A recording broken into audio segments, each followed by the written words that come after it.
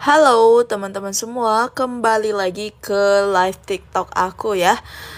Seperti biasa ini baru hadir 10 orang ya. Dan sambil menunggu teman-teman yang lain, boleh di tap-tap layarnya. Dan juga boleh di-share link live TikTok aku ke teman-teman kalian ataupun ke sosmed kalian teman-teman. Oke, seperti biasa ya, jangan lupa sebelum ngerjain soalnya itu sediakan dulu kertas kecil-kecilnya untuk menghitung berapa benar dan salah kalian teman-teman.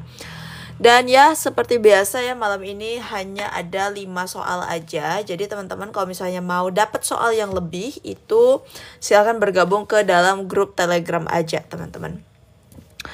Oke, silahkan dijawab dulu untuk soal nomor 1 ya. Sebelum jawab soal, aku tanya nih, semangat kalian udah sampai mana teman-teman? Masih semangat atau udah mulai turun nih semangatnya? Aku harap semangat kalian masih membara ya teman-teman ya. Aku harap semangat kalian masih 100%. Dan aku doain semoga tahun ini kalian bisa lulus di P3K dan dapat SK-nya teman-teman. Semangat SK 2024, siap. Sulbar Polman. Apa nih? Sulbar Polman semangat. Oke, siap Kak Indra. Amin Kak, amin. Oke teman-teman ya, semoga sukses terus buat kalian di sana dan aku tunggu kabar baiknya dari kalian semua. Oke, ini dia soal nomor 1, teman-teman silakan dijawab dulu ya. Berikut ini yang termasuk data yang dibutuhkan dalam pencatatan dan pelaporan, teman-teman. Semangat Kak, amin. Oke. Nah, ini apa nih data yang dibutuhkan dalam pencatatan dan pelaporan, teman-teman? Yang A kita baca dulu ya, data pelayanan jumlah K1, jumlah K4, kemudian jumlah bayi usia kurang dari 1 bulan. Kemudian yang B, data pelayanan jumlah K1, jumlah ibu bersalin yang ditangani oleh nakes ya, jumlah ibu hamil yang sehat. Kemudian yang C, jumlah ibu hamil yang meninggal dan bayi yang sehat. Kemudian yang D, jumlah bayi yang berusia kurang dari 3 bulan, jumlah data pelayanan K1. Sedangkan yang E, data pelayanan K1 dan jumlah ibu bersalin yang ditangani oleh dukun. Nah, jelas banget untuk soal nomor 1 ya, yang data termasuk dalam pencatatan dan pelaporan itu adalah yang A. Data K1, data K4, dan juga bayi usia kurang dari 1 bulan ya teman-teman ya. Atau neonatus seperti itu. Jadi untuk soal nomor 1 jawabannya adalah yang A. Lanjut lagi ke soal nomor 2. Nah, ini lambang-lambang kohor ya teman-teman ya. Kita baca dulu untuk lambang kohornya. Bila balita melakukan penimbangan ya, tetapi bulan kemarin balita tidak melakukan penimbangan berat badan, maka untuk pengisian status pada kohor balita itu ditulis bagaimana teman-teman. Dan untuk penulisan lambang-lambang kohor itu materinya udah pernah aku share di dalam grup Telegram. Jadi silakan dibaca-baca lagi ya teman-teman ya. Dan buat teman-teman yang maksudnya tuh belum ada materinya atau merasa nggak pernah aku jelasin, silakan gabung ke dalam grup Telegram ya teman-teman, karena di situ udah banyak banget materi ya terkait kohor ya, kohor ibu, kohor bayi, balita, itu ada semuanya aku share teman-teman. Jadi kira-kira nih jawabannya apa nih ya? Bulan lalu dia nggak timbang ya, tapi bulan ini dia timbang. Maka status pengisian kohornya itu adalah ya tanda yang O ya teman-teman ya. O itu artinya bulan lalu tidak timbang, bulan sekarang timbang. Kalau N itu artinya naik ya. Misalnya bulan lalu itu beratnya 3 kilo. Nah, sekarang beratnya jadi 3,5. Nah, itu berarti lambangnya adalah N, naik ya. Aku rasa semuanya udah pada tahu nih. Kalau yang T itu artinya turun ya. Turun dari berat badan yang bulan lalu, seperti itu. Cara join telenya gimana ya, Kak? Oke, untuk cara join telenya, teman-teman, silahkan ditonton sampai akhir ya. Silahkan ditonton sampai akhir supaya kalian tahu nih gimana cara untuk gabung ke dalam grup Telegramnya ya. Sini ada 5 soal, jadi 2 soal lagi teman-teman. Lanjut ya, kita ke soal nomor 3. Kualitas pelayanan kesehatan reproduksi yang kurang memadai antara lain karena, oke ini lagi-lagi soal kayak soal penalaran ya teman-teman ya. Untuk kualitas pelayanan kesehatan reproduksi itu kurang memadai, penyebabnya apa? Nah kita lihat dulu ya yang A. kurangnya informasi tentang kemampuan fasilitas kesehatan. Kemudian yang B, pelayanan kesehatan yang kurang memperhatikan kebutuhan pasien. C, tradisi yang menghambat pemanfaatan tenaga dan fasilitas kesehatan.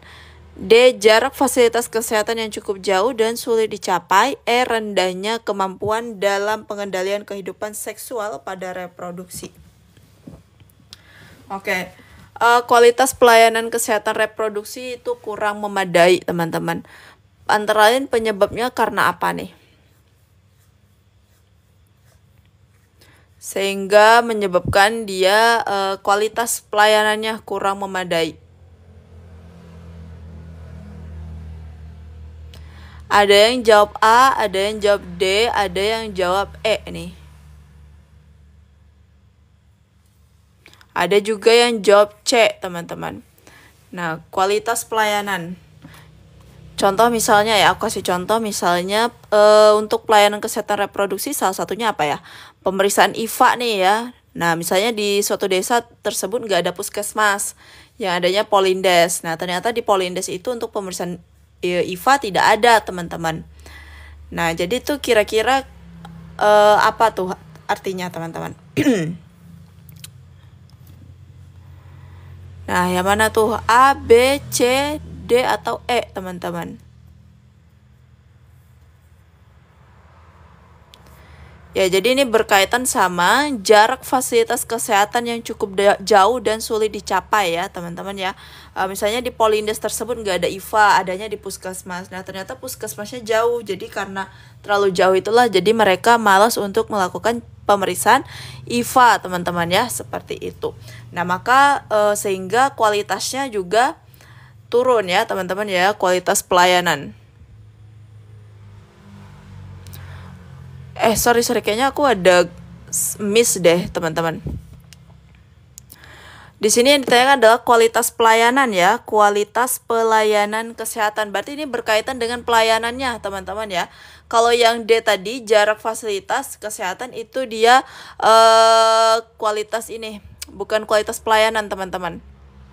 Nah, berarti ini berkaitan dengan yang B, teman-teman ya, pelayanan kesehatan yang kurang memperhatikan kebutuhan pasien ya. Ini soal soal penalaran, teman-teman. Sorry tadi aku ada miss ya.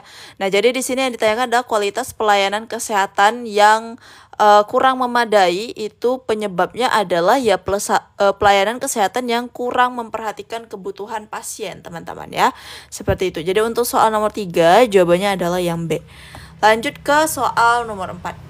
Nah, dari soal nomor 3 tadi ada yang masih benar semua nggak? Ada yang masih benar semua nggak untuk soal sampai nomor 3 tadi? Kita lanjut lagi ya ke soal nomor 4. Yang perlu diajarkan kepada dukun ya dalam pemberian kapsul vitamin A kecuali salah satu. Oke, tahun lalu ada yang dapat soal-soal kurang lebih seperti ini. Ada yang dapat soal kayak gini nggak? Terkait mitra bersama dukun, kerjasama dengan dukun, itu ada nggak tahun lalu yang dapat soal ini?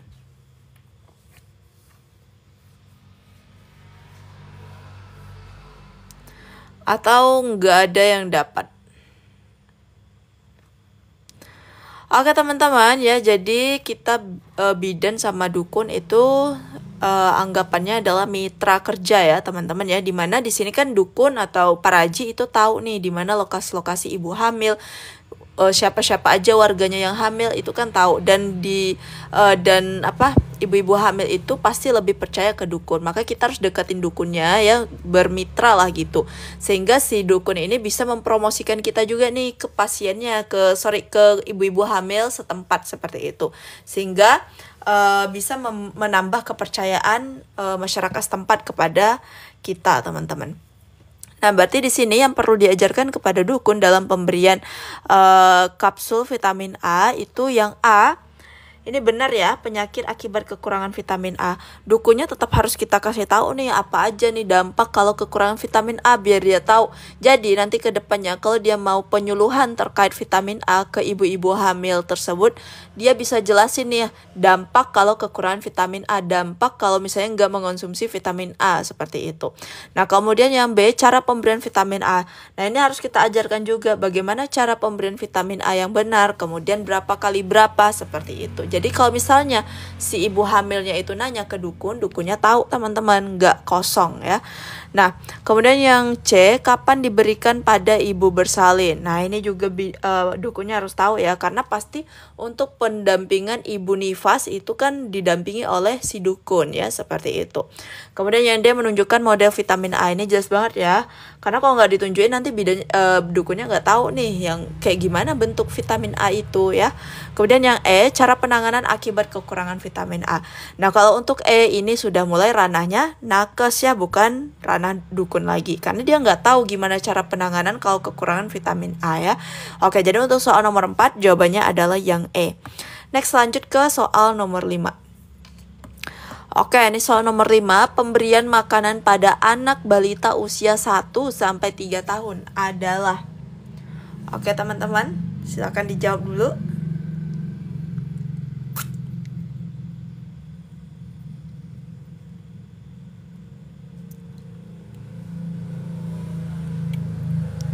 Yang nomor 5 nih kira-kira jawabannya apa ya?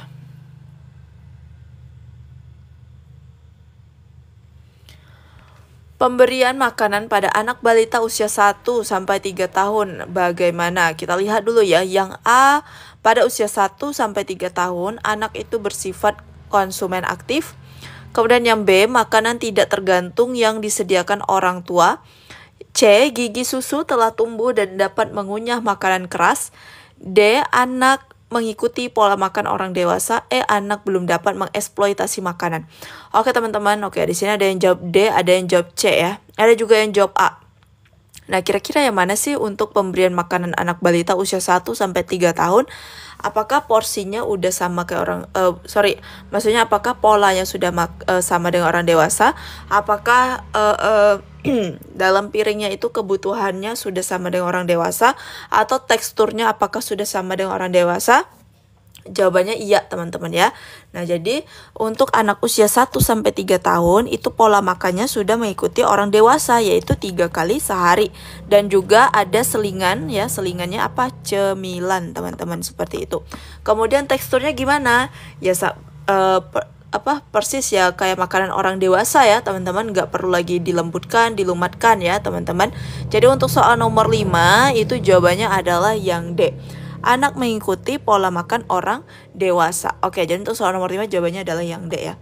Untuk soal nomor 4 tadi jawabannya adalah yang E.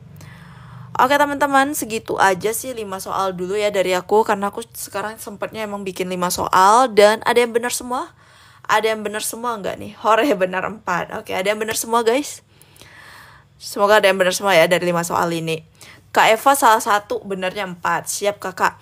Oke teman-teman, buat kalian yang mau gabung ke dalam grup Telegram aku ya, silahkan pergi ke Instagramnya Lolos ASN ya. Dan kalian kalau misalnya mau gabung ke grup Telegram itu silahkan order ya, order ebook yang tahun 2024 jurusan bidan teman-teman, karena sudah include dengan grup Telegramnya. Harganya itu 120.000, tapi kalau kalian sudah follow Instagramnya Lolos ASN, itu di live aku kalian bisa dapetin potongan sebesar 20.000. Jadi kalian cukup bayar 100.000 aja, itu udah dapat ebook dan juga grup tele. Grup tele isinya ada kuis, TO setiap akhir bulan ya, pembahasan full semua dengan video ya. Kemudian ada materi-materi juga teman-teman, dan ini berlaku sampai kalian selesai ujian teman-teman ya. Jadi itu lama banget sih ya, dan murah banget menurut aku. Kemudian e-booknya juga ada soal manajerial, sosiokultural, wawancara, dan soal-soal bidan teman-teman ya, dan itu berlaku seumur hidup. Jadi hanya 100.000 aja kalian udah dapetin benefit sebanyak itu. Jadi silakan di order ya. Buat kalian mau order silakan klik aja link WhatsApp admin di sini ya. Nanti bakalan dibahas oleh admin satu persatu untuk order teman-teman.